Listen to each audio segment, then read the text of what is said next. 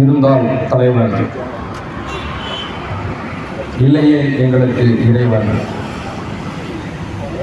எங்கிருந்தாலும் எங்களை வழிநடத்தி கொண்டிருக்கும் எங்கள் அண்ணன் மேதகுவே பிரபாகரன் அவர்களை வணங்கி, தமிழகம் முழுவதும் இந்த கண்டன ஆர்ப்பாட்டத்தை தலைமையேற்று நடத்தி கொண்டிருக்கும் எங்கள் அறிவாசன் செந்தமிழன் சீமான் அவர்களுக்கு வணக்கம் தெரிவித்துக் கொண்டு, இந்த தகடூர் மண்ணிலே தலைமையேற்று நடத்தி கொண்டிருக்கும் குறிஞ்சிக்குடை பாசறை மாநில ஒருங்கிணைப்பாளர் எனது அருமை அண்ணன் திரு நாதன் அவர்களுக்கும், தகடூர் மண்டல மாவட்ட தொகுதி ஒன்றிய கிளை எனது இரத்த சொந்தங்களுக்கும் அன்பும் வணக்கம். இந்த சிறு பிள்ளைகள்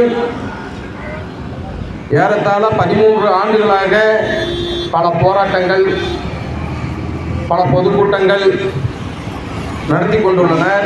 இவர்கள் என்னதான் பேசுகிறார்கள், என்னதான் செய்கிறார்கள் என்று எங்களை உளவு பார்த்து கொண்டிருக்கும் உளவுத்துறைக்கும் காவல்துறை நண்பர்களுக்கும் வாழ்த்துக்களும் வணக்கமும்.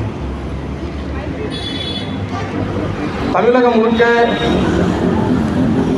இன்று விலைவாசி உயர்வு, மின்கட்டண உயர்வு, முக்கிய பிரமுகர்கள் படுகொலை என்று பலதரப்பட்ட நிகழ்வுகளை முன்னிறுத்தி ஆர்ப்பாட்டங்கள் நடைபெற்றுக் கொண்டுள்ளது. எனக்கு முன் பேசிய எனது அருமை நண்பர் திரு கோவிந்தன் சொல்வதில் எந்த ஒரு மாற்று கருத்தும் இல்லை. ஆனால் என் அண்ணன் சீமானிடம் ஒரே ஒரு வேண்டுகோள், அண்ணன், இதற்கு மேல் தமிழக அரசிற்கு நம்ம கண்டன ஆர்ப்பாட்டங்கள் நடத்துவதை விட பாராட்டுங்கள் நடத்தலாம். அவர்கள் சாதனை மகத்தானது. எண்ணற்ற சாதனைகள் இந்த 3 ஆண்டுகளில்.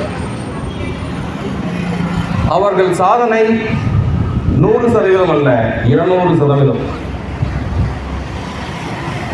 மின்கட்டண உயர்வு, மின்கட்டண உயர்வுனால அவங்க பல கிராமங்களில் மின்சாரம் போய் சேராமல் இருக்கும்போது மின்கட்டண உயர்வு எதுக்காக பண்றாங்க? அதே போல விலைவாசி எதற்காக ஏற்றுறாங்க? எல்லாம் ஓட்டுக்கு பணம் கொடுத்தாங்க, நம்ம மக்கள் வாங்கினாங்க, எரிவாயு உள்ளது முதற்கொண்டு எல்லாமே விலைவாசி ஏற்றிட்டு இருக்கு. இது கேட்கக்கூடிய தோழமை கட்சிகள் ஐயா ஆம்ஸ்ட்ராங், நம்முடன் பயணித்துக் கொண்டிருந்த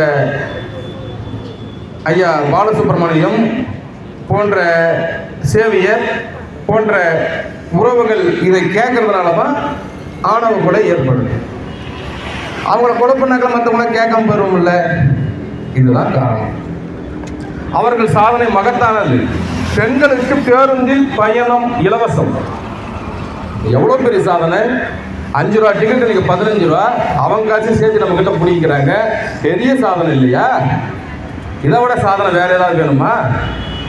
2 ரூபா யூனிட், 1.5 ரூபா யூனிட் 4 ரூபா 80 பைசா, 5 ரூபான்னு சொல்லி போயிட்டு இருக்கு. என் அன்பு உடன் பிறந்தார்களே, ஒரு தக்காளி வாங்குறோம், 1 கிலோ 50 ரூபா சொல்றான். ஒரு உதாரணத்துக்கு நீங்க 2 கிலோ வாங்கினீங்கன்னா கிலோ 70 ரூபா சொல்றான். அப்ப நான் 100 யூனிட் பயன்படுத்தும் போது 400 ரூபா கேட்கிற நியாயம். அதே நான் 300 யூனிட் பயன்படுத்தும் போது குறைச்சல வாங்கணும். இது எந்த வகையில் இது நியாயம்? இதற்கெல்லாம் காரணம் நாம தான். ஒரு கேடு கெட்ட, கேவலம் கெட்ட, ஒரு ஆள தெரியாத ஒரு நபரிடம் ஆட்சியை கொடுத்தது மட்டும்தான் நாம் செய்த தவறு. இதற்கெல்லாம் ஒரு மாற்று வேண்டும் என்றால் 2026 சட்டமன்ற தேர்தலிலே கறந்த பாலில் எவ்வளவு வெண்மையும் தூய்மையும் இருக்கிறதோ அதே போன்று தூய மனதோடு இந்த 40 லட்சம் பேரும் 4 கோடி நாம் தமிழராக மாற வேண்டும். அண்ணனை ஆட்சி கட்டில் அமர வைக்க வேண்டும். நமக்கான அரசை ஆள வேண்டும். ஒரு மானத்தமிழன் அரசை ஆண்டால் இது போன்ற வேலைகள் நடைபெறாது. அதற்கு என் அன்பு உறவுகள் அனைவரும் ஒற்றுமையோடு பாடுபட வேண்டும். வாய்ப்புக்கு நன்றி, வணக்கம். தாய் தமிழ் வாழ்க, தலைவர் பிரபாகரன் வாழ்க, நாம் தமிழர்.